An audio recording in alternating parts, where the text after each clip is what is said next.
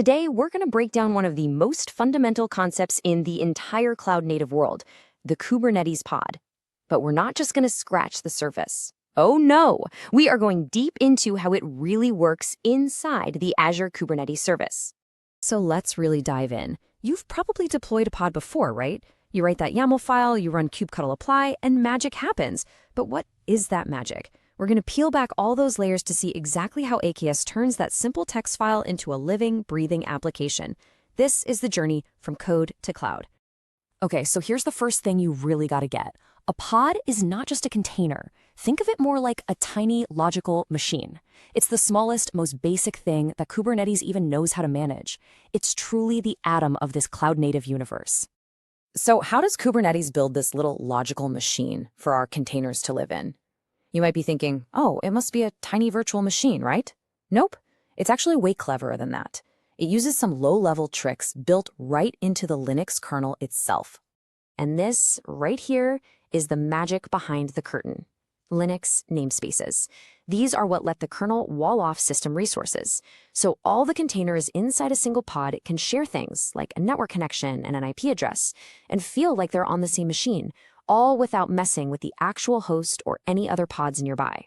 Now check this out, because this is where it gets really cool. This table breaks down what's shared and what isn't. You can see that all the containers in a pod share one network namespace. That's why they get a single IP address and can all talk to each other on localhost. But at the same time, look, each one gets its own totally separate mount namespace. That means their file systems are completely isolated from each other. Pretty smart, huh? But wait a second, what holds all of these shared namespaces together? I mean, something has to set them up before your main application containers even start, right? Well, it turns out there's a hidden hero at work here.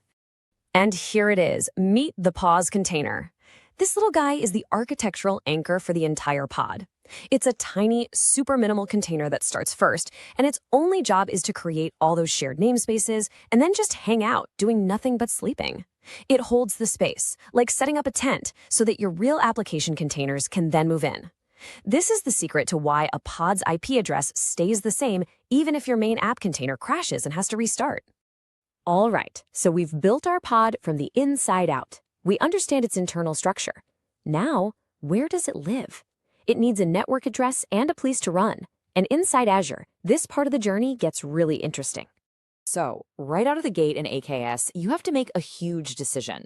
It's a choice between two main networking models, KubeNet and Azure CNI. And trust me, this isn't a small choice. This decision has a massive impact on your cluster's performance, its scalability, and yeah, even your final cloud bill. First up is KubeNet. You can think of this as the IP saver mode. It's fantastic if your virtual network doesn't have a lot of IP addresses to spare. It uses a clever overlay to make it all work, but there's always a catch, right? The trade-off here is a bit more complexity and a performance hit because of something called network address translation. And then you have Azure CNI, which is all about performance and features. With CNI, every single pod gets a real first-class IP address directly on your virtual network. This makes everything simpler and faster. But it's hungry for IPs. You have to do some careful planning up front to make sure you don't run out of addresses. Now, beyond just networking, the Kubernetes scheduler is like a super smart logistics coordinator, or maybe a master Tetris player for your cluster. It uses all these powerful rules, like taints, tolerations, and affinity, to place your pods in exactly the right spot for the best performance, cost, and resiliency. And when you're talking about true high availability, this is where you get into the pro-level stuff. Pod topology spread constraints are absolutely key. As the quote says, they're way smarter than just saying, don't put these two pods together. They let you perfectly balance your application across different physical locations, like Azure's availability zones, which is exactly what you need to survive a major outage. Okay, so our pod has a home. It has an IP address, and it's running. We're done, right? Not even close. The job's just getting started. Now Kubernetes has to play doctor and babysitter, constantly monitoring the pod to see if it's healthy, if it has what it needs, and if it's time to scale. This is where probes come in. Think of them as automated health checks. The first and most basic one is the liveness probe. This is literally the is it breathing check. It just asks a simple question. Is the application process still alive, or has it crashed or frozen?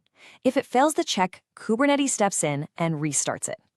Next up is the readiness probe. Now this one's a bit more subtle. The app might be breathing, but is it actually ready to talk to customers? Maybe it's still loading a bunch of data from the database. The readiness probe waits for the all clear before it lets Kubernetes send any traffic to that pod. And we've all dealt with those big, heavy applications that just take forever to start up, right? Well, Kubernetes can get impatient and think they're broken. The startup probe is here to save the day. It basically tells Kubernetes, hey, just be patient with this one. Give it some time to get going before you start the other health checks. All right, let's say traffic is picking up. It's time to scale. You've got two main tools in your belt. The horizontal pod autoscaler, or HPA, scales out by adding more pods. Think of it like opening more checkout lanes at a grocery store. Then there's the vertical pod autoscaler, or VPA, which scales up by making your existing pods bigger and more powerful. But, and this is a huge warning, you have to be really careful. If you tell both of them to manage the same thing, like CPU, they can start fighting each other and make your whole cluster unstable. Last, but definitely not least, let's talk about security. In a modern cloud setup, a pod can't just be an island. It needs to talk to other services like databases or secret stores. And to do that, it needs a secure, verifiable identity. So how does a pod prove who it is without you having to stick a password or a secret key in some config file? Well, this is where Microsoft Entra Workload ID comes in. It's this really slick, secure handshake process.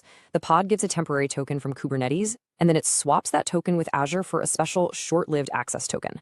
No long-term secrets anywhere. It's the modern, secure way to do it. And it's not just about the pod securely talking to the outside world. It's also about protecting the cluster from the pods running inside it. That's what pod security standards are for. Think of them as guardrails that AKS puts in place by default. They prevent pods from doing dangerous things, like trying to get root access on the node they're running on. It's a huge shift towards being secure by default.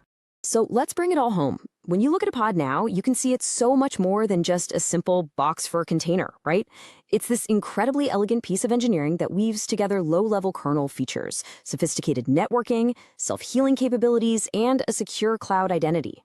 And really getting how all these pieces fit together, from that humble little pause container all the way up to workload identity, that's what makes the difference. That is the key to building a truly solid foundation for resilient, scalable, and secure